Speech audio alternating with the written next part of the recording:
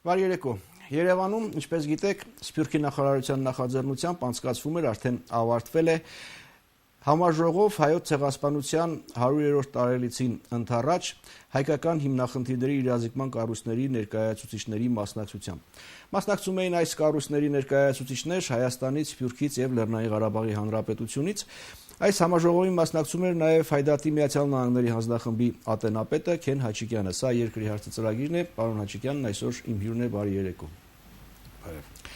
Անցած օրերին մենք հետևում էինք համաժողովի աշխատանքներին, ծեր ունեցած տարբեր հանդիպումներին, համաժողովի մասնակիցների հանդիպումներին, իսկ հաղորդագրությունների մեջ ասվում էր, որ հանդիպում քննարկումների ընթացքում փորձ է արվում հստակեցնել անելիքը եւ ավելի համակարգված աշխատել ցեղասպանության միջազգային ճանաչման գործում։ Հիմա արդեն կարելի է հարցնել, ինչ քննարկումներ էին, ինչ եզրահանգումների եկաք, հիմա արդյոք աշխատանքները, հետագա աշխատանքները ավելի համակարգված են։ The Minister of Diaspora and Affairs has invited participants from around the world. There are approximately 30 to 35 participants. And our focus is on the ways that the diaspora can work with the homeland to advance issues of concern. Obviously, genocide recognition, particularly in the context of the 100th anniversary, is an important issue that we've discussed. And there is, as you know, a national commission which has been appointed by the president. But in addition, obviously, in each country, each region has commissions that have been appointed. And in the United States, there's one for the East Coast and the West Coast. And each of them are addressing the potential ways that we can educate the non-Armenian American public about our issues. Because we find that education generates support, understanding and support. And so the focus of efforts, certainly in the United States and I believe around the world, will be about education. We will, of course, have a number of other activities. We will have political efforts, of course, to advance our issues in Congress in Washington, D.C. There will be commemorative events. There will be cultural events as well to celebrate our Armenian nation. And again, using those to educate the non-Armenian public who all too often knows not enough or very little about the genocide. Խնդիրը միայն ցեղասպանության ճանաչումն է, թե պայքարի այլ ուղի արդեն պետք է ընտրել։ Գիտեք ինչու եմ հարցնում, որովհետև հաղորդագրության մեջ աշխատանքների համակարգման մասին էր ցեղասպանության միջազգային ճանաչման գործում, բայց մինչ այս ես առիթներ ունեցել եմ խոսելու այս թեմայով, հարցազրույցներ վարելու եւ Հայաստանի եւ արտերկրի գործիչների հետ, եւ կարծես թե արդեն կար խնդիրը ոչ միայն եւ ոչ այնքան ճանաչում, այլ հատուցում. Well, I think that recognition efforts remain important and that we will continue to pursue them. However, in the United States, we have shifted our focus towards a greater effort towards reparations, towards justice. Mm-hmm. So we are utilizing in the short term an approach to call upon Turkey to return properties that have been confiscated. In particular, church properties, which encompass community centers, schools, cemeteries, hospitals. And there are over 2,000 church properties which Turkey confiscated post the genocide. And we will be working with our friends in Congress to have the United States government call upon Turkey to return the properties, but require the United States government to account for the progress that Turkey is making or not making. So we're now moving to putting pressure on Turkey to compensate for the crime of genocide. Պարոն Հաչիկյան, օրերս ես այստեղ զրուցում էի Միացյալ Նահանգների Կալիֆոռնիայի նահանգային խորհրդի հայազգի օրենսդիրների հետ։ Բնականաբար նորից շոշափեցինք մենք ցեղասպանության թեման, Կալիֆոռնիան գիտեք ճանաչել է հայոց ցեղասպանությունը, դատապարտել է եւ մենք էլ ակնկալիք ունենք, որ Կալիֆոռնիայի օրինակը կարող է օրինակ լինել մյուս նահանգների համար, բայց ի վերջո նաեւ ամբողջ Միացյալ Նահանգների կոնգրեսի հարցն է ընդունելու։ Ինչ է կարծում հայոց ցեղասպանության 100-րդ տարելիցին ընթառաջ կստեղծվի նման իրավիճակ Միացյալ Նահանգների ճանաչելու առումով? Yes. Just to go back to the states for a moment, through our collective efforts in the United States, 43 out of the 50 states have recognized the Armenian genocide. California obviously being one of them. We will be making renewed efforts to have the United States Congress reiterate to verify its prior recognition of the genocide, which it has done, but also to turn that towards calling for justice and compensation. So the 100th is an occasion to cause all of us to refocus our efforts.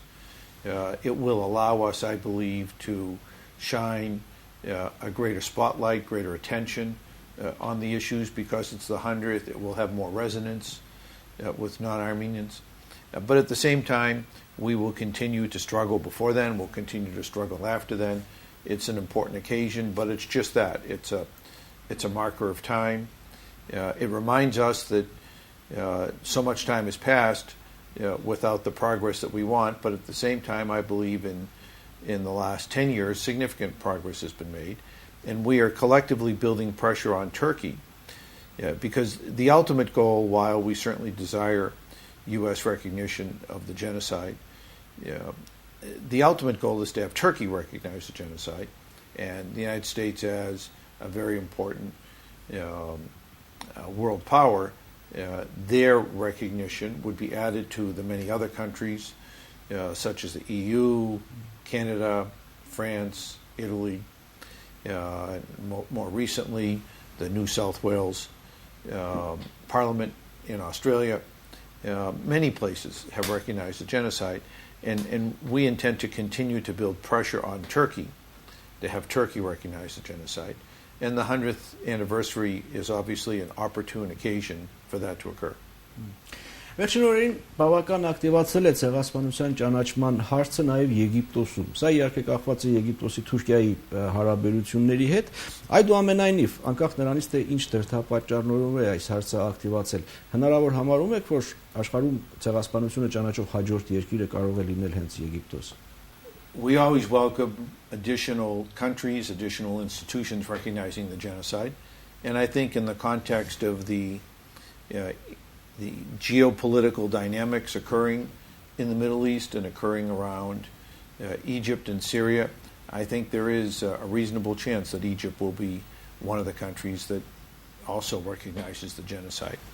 It's unfortunate that their rationale may be driven by their animosity towards Turkey, but I would prefer that they recognize it than not, and if this is what it takes, and if they understand that Turkey is not a reliable ally, and in the case of Egypt, an unfriendly state, then so be it. If that motivates Egypt to recognize the genocide, I think that's just fine. As I said, it's unfortunate that that's what it would take, but I do think there's a reasonable chance that that could occur in the context of what's occurring in the Middle East. Վերադառնանք համաժողովին, այս համաժողովի շրջանակներում մասնակիցները հանդիպումներ ունեցան եւ պաշտպանության նախարարությունում եւ ազգային անվտանգության խորհրդում եւ պարլամենտում։ Խնդիրը միայն հետագա աշխատանքները համակարգելուն էր վերաբերում ցեղասպանության 100-րդ տարելիցին ընթառաջ, թե նաեւ Հայաստանի պաշտպան ունակությանը, պաշտպանության հարցերին, ազգային անվտանգությանը եւ ներքին քաղաքականությանը։ In our meetings the past several days, we've covered a full range of issues, from recognition and appropriate justice for the Armenian genocide, to national security concerns for Armenia, to the challenges facing Karabakh and the negotiations that continue, as well as the economic well-being of Armenia, the challenges that Armenia faces with high unemployment, with significant poverty, with challenges of out-migration, all of which are essential to be improved upon, because if we don't have a country to fight for high tide. Yes, we focus with our compatriots here on issues of recognition and justice, which are critically important. But at the same time, we need to be concerned about the health and well-being of the Armenian state in terms of the national security threats that it faces, and also critically importantly the outcome of Karabakh. Independence for Karabakh based upon self-determination, the ability for the Armenians there to govern themselves on the basis of that's their desire, that's their will. In the past 50 years, over 100 new countries have come into existence, over 100, because people want to govern themselves. And Karabakh deserves the same treatment as any other country, whether it be more recently Kosovo or East Timor. We discussed these full range of issues with the Armenian government officials, with the president of Karabakh, with the parliamentarians, and we are in agreement that we should work collaboratively, because an important and very valuable asset for Armenia are the 7 million Armenians who live scattered throughout the diaspora. And many of us live in countries that are significant on the world stage: the United States, Russia, France, Canada, different countries in the Middle East, Australia. And these are places that can significantly influence Turkey, and we want that to occur, and can all significantly assist Armenia, whether it be through economic aid, whether it be through trade, whether it be through any range of cooperative activities, sharing of knowledge, sharing of ways to foster economic growth. I'm meeting tomorrow morning with the U.S. ambassador to Armenia, as well as with the USAID mission director. And one of the new initiatives in the United States is to bring technology to assist underdeveloped countries. And there are new funds available for this. And Armenia is one of the countries that the United States has chosen to work with. So we'll be talking about ways in which the United States can help Armenia develop economically. So these are all important issues. They are the issues of the day in Armenia. I believe that the government of Armenia and the government of Karabakh and diasporan leaders share a common vision. And really these meetings have allowed us to learn directly the concerns of the elected officials, and at the same time convey our priorities and our strategies as to how we move forward to advance these issues. Ղարաբաղյան հակամարտության ներկա իրավիճակը ըստ ձեզ դեպի ուր է տանում։ Նկատի ունեմ Ադրբեջանից անընդհատ հնչող ռազմատենչ հայտարարությունները, այն որ չլսելով նույնիսկ միջազգային կառույցների հորդորները, դիպուկահարները չեն հետ քաշվում, անընդհատ լարվածությունը, եւ մյուս կողմից նաեւ թող որ նախանշաններ նաեւ միջազգային ճանաչում, ինչ ուղիով կընթանա, նախ այս վիճակը ինչպես է գնահատում եւ հեռանկարում ինչ եք տեսնում։ I think that Azerbaijan's ongoing threats to Karabakh and towards Armenia are backfiring on Azerbaijan. I think that their threats are seen as inappropriate. They're seen as very bellicose and as war-mongering. And whatever international support they might have had, I believe they're losing it. President Aliyev is a not very wise man, and he speaks very poorly and very aggressively. But I don't think that's going to serve him well. And I think that increasingly he is isolating himself with France, the United States, and Russia, who are, of course, the Minsk Group co-chairs. as we move forward down this progress. Having said that, and I think that's a very real dynamic, and that's a dynamic that is very current. My colleagues at the Armenian National Committee of America met with the new United States co-chair of the Minsk Group, and what I've just said is consistent with the feedback that we're getting from him. And recently, just yesterday, I wrote a letter to President Obama asking him to condemn the outrageous statements that President Aliyev has made. I think arriving at a solution will be very difficult. Karabakh will never agree to any settlement where they are not controlling their own fate. Why should they ever put their hands in the fate of somebody who clearly hates Armenians and who clearly would not allow democracy to prevail and who would not allow Armenians to prosper and flourish in Karabakh? So I see no solution other than the Armenians in Karabakh having their own governance, having their own independence, and somehow Azerbaijan has to get there. How they get there, I don't know. What face-saving diplomatic steps may be necessary to allow them to get there. At one point there was talk of a plebiscite down the road that would allow the result that we believe is the right result to occur, to evolve. I don't know. I'm not optimistic that there's a settlement in the short term. I certainly would want there to be one. I don't see the likelihood of hostilities of war occurring anytime soon. Armenia and Karabakh certainly aren't going to take that step. And despite all of the bluster, I don't think Azerbaijan will.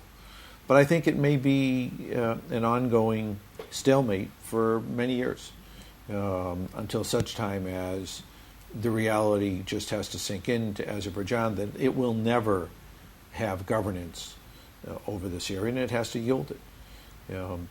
But that may take time. Բայց սպառազինությունը շարունակվում է, գիտեք, վերջին շրջանում ինչ մեծ փողերով, ինչ զինատեսակ ձեռք բերեց Ադրբեջանը, հետո նաև Հայաստանը. Clearly the armament purchases by Azerbaijan are troubling. They are already overarmed. And it is disappointing that Russia would sell those arms to Azerbaijan. Russia is, so it says, an important ally of Armenia. The Karabakh and Armenian defense officials believe that they are more than well prepared and can deal with whatever challenges the Azeris bring. And I have to take them at their word. I'm not a military expert. But regardless of the arms that they have, I still think it's very unlikely that Azerbaijan would take any initiative. I think there are several reasons. They would be condemned by international authorities, the rest of the world. They would lose any moral standing they have with respect to their argument of territorial integrity. Secondly, the Armenians are well equipped in fighting for their homeland and would be highly motivated to defend their land and their homes and would likely prevail. And thirdly, the Armenians have just geographic advantages in terms of physically holding the high ground, and it would not be easy for the Azeris to come in. So the weapon purchases are troubling and disappointing, but ultimately I don't think that they will change the balance of power, and I believe the status quo will, in the short term, likely remain. Նաև ուզում եմ անդրադառնանք Ջավախքին, գիտեմ, որ Ջավախքի նկատմամբ էլ անտարբեր չեք եւ մեր նախորդ զրույցների ժամանակ խոսել ենք նաև այն մասին, որ դուք այցելել եք Ջավախք, հանդիպումներ եք ունեցել, նախաձեռնություններ կային, ինչ ընթացքի մեջ են այս նախաձեռնությունները? Javaketi, as we know, has been a homeland for Armenians for hundreds of years. It unfortunately remains one of the poorest, if not the poorest, part of Georgia. And Georgians have not helped economic development And unfortunately, very little of U.S. aid to Georgia, which has been considerable, has directly benefited Georgia. Now, there's a major qualification to what I just said. Through MCC funds, the United States built a new highway, a new road, connecting Tbilisi and Jabak, and connecting Jabak and Armenia. That road cost over $200 million, which the United States paid for. That road will make a considerable difference, and we have to credit the United States for that support. That road cuts the travel time from Tbilisi less than half, perhaps a quarter or a third. And for the first time will allow easy traffic of product from Jabak to Tbilisi, the rest of the world, to Armenia. So now economic development projects which weren't possible before are now feasible. The Armenian National Committee of America has assisted in the formation of an economic development company, a not-for-profit, called the Samshak Javaketi Economic Development Agency, to attract private investment to Jabak to generate jobs. We are working with USAID on what they call a public-private partnership, where they provide a certain amount of the money to facilitate the project. We attract private investors. We are, as we speak, actively working on a project which we hope would evolve into a series of projects. The first project would be a new dairy facility that would produce cheese, high-end cheeses. We are also looking at building a garlic powder facility. There's the opportunity to build cold storage facilities for, among other things, potatoes. And in general, there are many agricultural opportunities to develop in Jabak, and we are working to bring private investors, along with some USAID funds to facilitate, to develop Jabak economically, to create new employment, to build the economy. And we believe once that starts, it will attract other investment. And I think that for the investors to have USAID as a partner will not only help economically, but will also provide the right signal to the Georgian government that the United States, which is Georgia's single most important ally, is fully behind this development. And I believe it will provide the appropriate political cover so that investors can be comfortable that the Georgian government will cooperate, because with, again, USAID as a partner, it makes it a much more viable and attractive project. So we're moving forward on this. I would hope that ground could be broken at some point next year on a factory, and I trust that will be the first of many. Ձեր ուշադրության կենտրոնում միայն սոցիալ-տնտեսական հարցերն են, թե նաև մարդու իրավունքներ, քաղաքական, քաղաքացիական ազատություններ Ջավախքում. Our focus, we are of course, as Armenians, concerned about the social welfare and the challenges facing our brothers and sisters in Jabak. Those are not something that we can readily resolve sitting in the United States, but what we can focus on is improving their economic well-being. So our primary focus is to generate jobs, to generate income that will help the Armenians there, and that will, in general, raise their standard of living. It would hopefully attract other investment, so that if we can create some momentum, the well-being, the living conditions of the Javaksis will improve. Right now, I believe that the new administration in Georgia has taken a much more conciliatory and friendly tact towards the Armenians.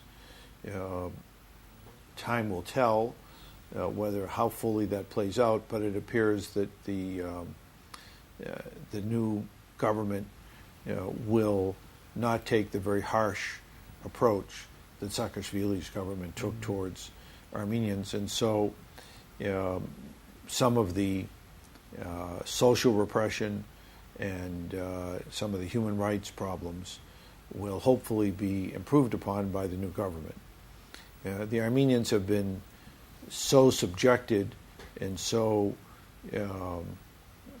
placed under pressure there that they're very reticent to push back because they've lived for a long time, more recently 20 plus years under an independent Georgia.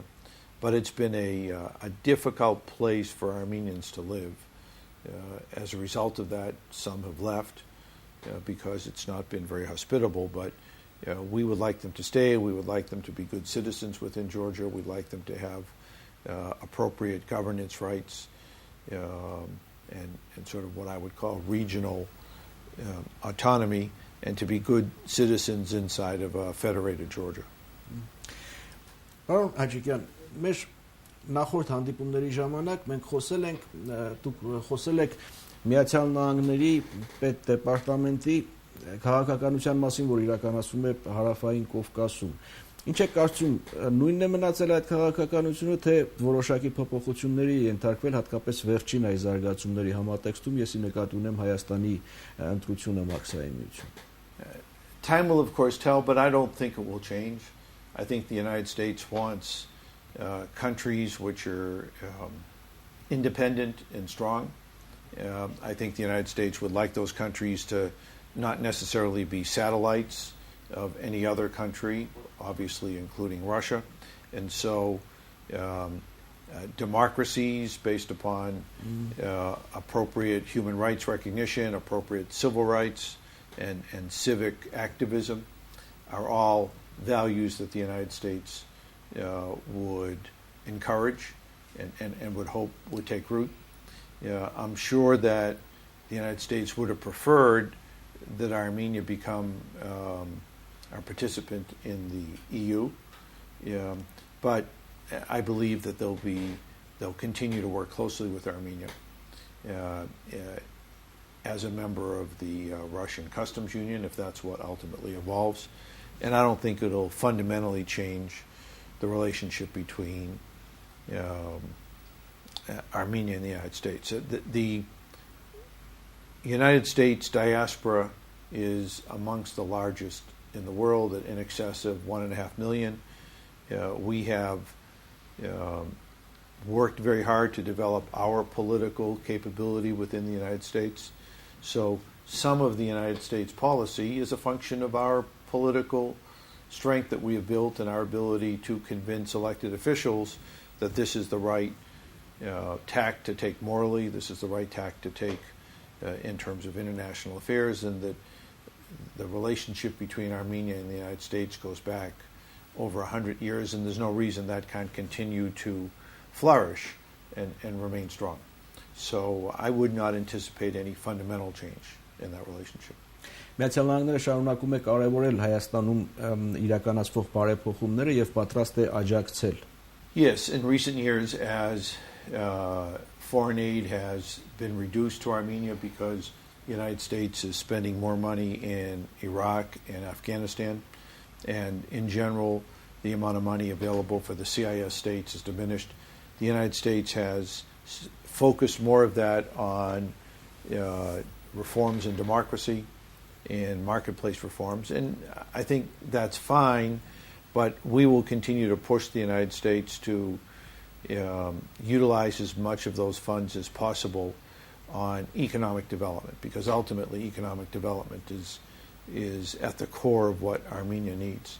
And in that regard, USAID, the mission, the executive director, Raj Shah, who's Dr. Raj Shah, along with President Obama, are bringing forward a new initiative called STIP, Science, Technology, Innovation Program, and that's going to be additional funding that they would be bringing. And as I mentioned earlier, Armenia is one of the countries that will be participating in their efforts to make this work, and we'll be working with them to introduce them to appropriate partners in Armenia to facilitate that relationship and again, hopefully help the economy grow in ways that allows Armenia to be stronger economically, to sustain itself, and to not be dependent on any other countries. Լավ, սահմանափակվենք այսօր այսքանով, շնորհակալ եմ զրույցի համար։ Ես շնորհակալ եմ։ Այսքանը սա երկրի հարցը ծրագիրն էր, ես զրուցում էի Հայդատի Միացյալ Նահանգների հանձնախմբի ատենապետ Քեն Հաչիկյանի հետ։ Լավ մնացեք։